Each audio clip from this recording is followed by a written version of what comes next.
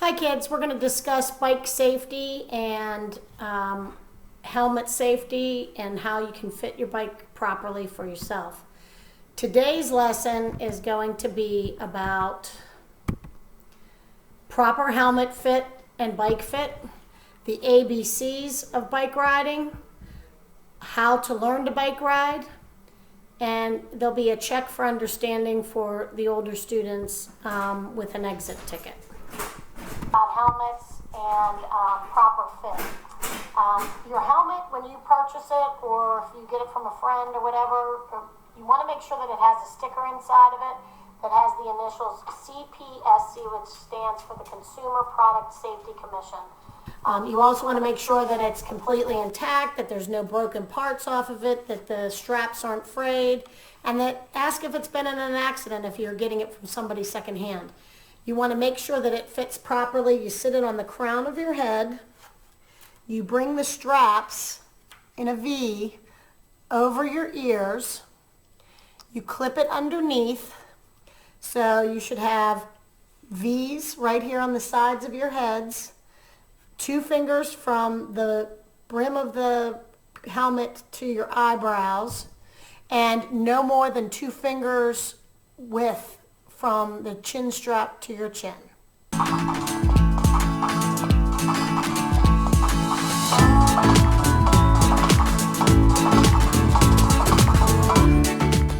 Welcome to Huffy Videos. I'm going to show you how to select a bike for your child and how to adjust it for a safe and comfortable ride. First, a bit of terminology. A 20-inch bike has 20-inch diameter wheels. There are 3 things to check on bikes smaller than 20 inches. Wheel size, seat height, and handlebar angle and height. On larger bikes, you can also check the seat's horizontal placement. To select the right size, ask your child to do a straddle test while wearing shoes for biking. There should be 1 to 3 inches of clearance for a boy's bike. For a girl, consider where the top tube would meet the frame if it were straight. 1 inch of clearance is fine for normal riding. For BMX, you want 2 inches, and for mountain biking, 3 inches. Seat adjustment changes as your child learns to ride. Initially, adjust the seat height so the child's feet touch the ground. As confidence grows, raise the seat to the standard riding position, which gives the best momentum when pedaling. Simply have your child sit on the seat and extend the leg with a slight bend in the knee. You'll hear this called the saddle test. Adjust the height by loosening the bracket nut and raising or lowering the post. Make sure to insert it at least as far as the minimum insertion mark. If you need to raise it above that mark, the bike is too small. If the seat is on rails, it can be moved horizontally. I will explain this later. For most bikes, the last adjustments are handlebar angle and height. You want the bars close enough that your child can reach the grips with a slight bend in the elbow, but not so close that the grips touch his or her body when turning. Your bike may have a 1 or 2-piece handlebar. For the 2-piece, loosen the clamp to rotate the bar. Both types allow you to move the post up or down. Be sure to cover the minimum insertion mark. You may need to make more adjustments over time. Periodically, ask your child how the bike feels and if he or she wants to try the seat higher, grips closer, etc. The bike is ready to roll unless you want to move the seat horizontally. To do so, unscrew the rail bolts with a wrench and slide the seat to a comfortable position. Be sure your child wears a helmet on every ride and follows the safety instructions in your Huffy manual. Happy riding! Okay, we're going to talk about the ABCs. Air, make sure that your tires are inflated properly, not too overinflated or too underinflated. That your brakes are working properly. The left side is the front brake and the right side or the rear is in the back on the right side. So that's the one when you're not sure which to hit, you hit the right side. And the last thing is C, chain. You want to make sure that the chain's not rusted and that it is not too loose or too tight. You're going to set yourself up for success. I prefer to start with my left leg down and my right leg up. So I'm going to take the pedals and put them in the proper position by picking up the bike and pulling them forward. I want to place my right foot my right foot, the ball of my right foot on the top of the right pedal, and I'm gonna post this one a little bit behind, and as I push off, I'm slightly tilted to the left side, and I look forward and I straighten myself up as I push off.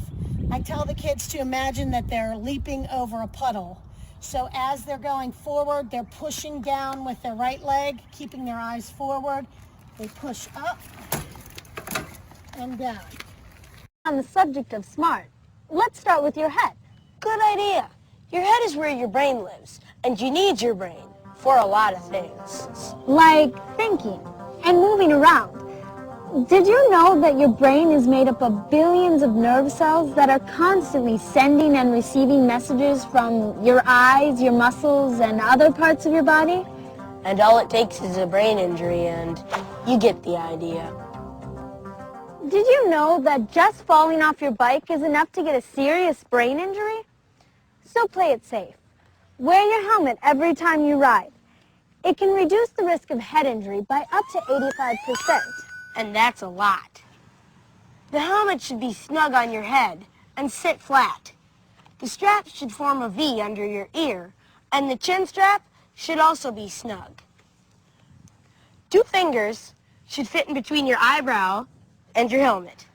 Also, make sure your helmet meets safety standards. Look for a sticker that says CPSC. This stands for the Consumer Product Safety Commission.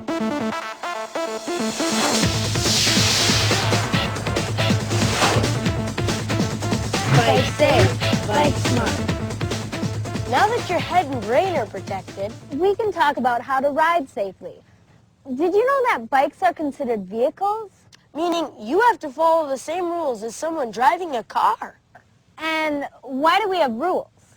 To keep us safe and to keep things moving smoothly. That means when you ride in the street, ride in a straight line with traffic on the right side of the road. Riding against traffic is dangerous. It puts you where the driver of a car isn't expecting you. Meaning he might turn in front of you, or worse, into you. And you know what that means. Ouch. And if you're riding with friends, always ride single file. And here's something else to remember. Always obey traffic lights and signs, and pay attention to lane markings. When you see one of these, stop. When you see one of these, yield. Traffic might be coming from one side or the other. Now, since your bike doesn't come with turn signals, Use your hands. but always check for traffic before you turn. Do this to turn left, this to turn right. Also, some states allow you to do this to turn right, and do this to stop. Did you know that 70% of car-bicycle crashes happen at driveways or intersections? So before you enter a street, stop, look left, right, then left again. And use caution at intersections. Be careful. Don't be a statistic. Hey, now a word about staying alert. If you're riding your bike,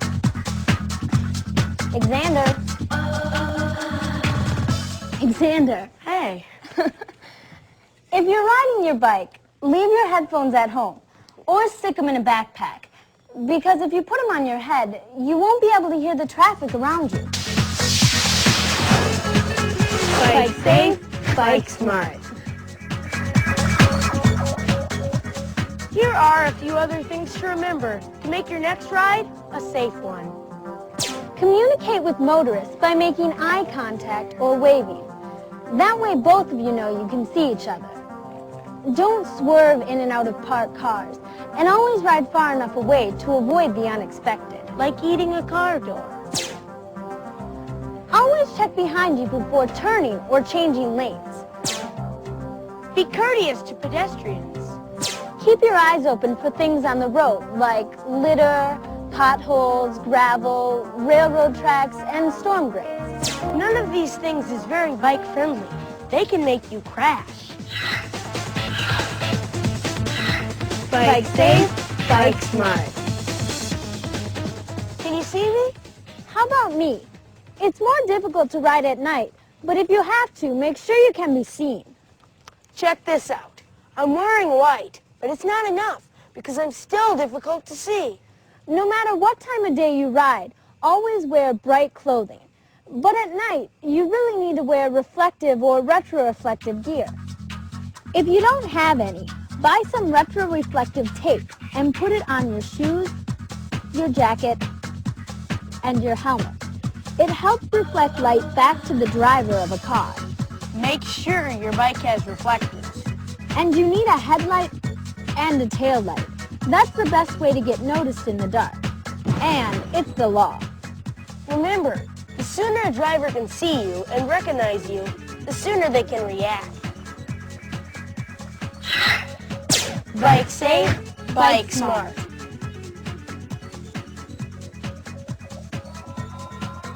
All the stuff we talked about today is common sense. But you still need to think. Be courteous. And be predictable by always riding in a straight line. Wear a helmet. And follow the rules of the road. Ride with traffic on the right side of the road. Ride single file. Obey traffic lights and traffic signs. Check behind you before turning. Use proper hand signals. Stop, look left, right, then left again before entering a street. And use caution at an intersection.